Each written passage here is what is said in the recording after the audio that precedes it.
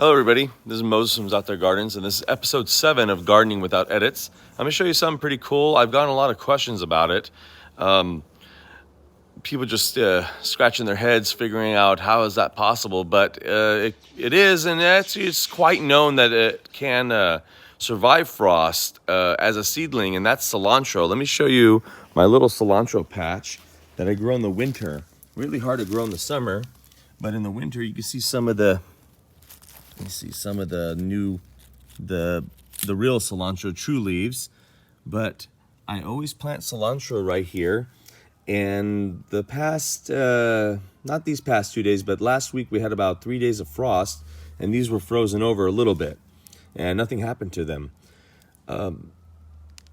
It's kind of known, not here in California. I'm in Central California, Zone 9B, and not many people here know that cilantro can't survive the cold because we don't get that cold here. But like I said, we do get down to about 32, 30 degrees, maybe 29. But wherever you are in the world, frost is frost. 32 degrees Fahrenheit is 32 degrees Fahrenheit. It's still cold for these plants, but cilantro, even as a seedling, can make it. So I just plant a whole bunch.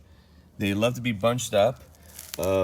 Here we are, first week of December, and I'm still growing plants from seed, even though there was frost. So it is possible.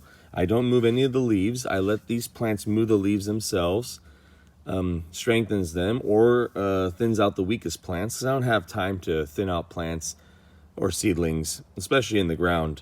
But it is very possible to grow cilantro in the winter. I have seen cilantro grow with light snow, but I haven't experienced it myself. If anybody's experienced that, leave a comment on this video. I'd be really interested in knowing.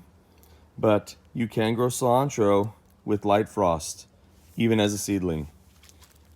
Happy gardening, everyone.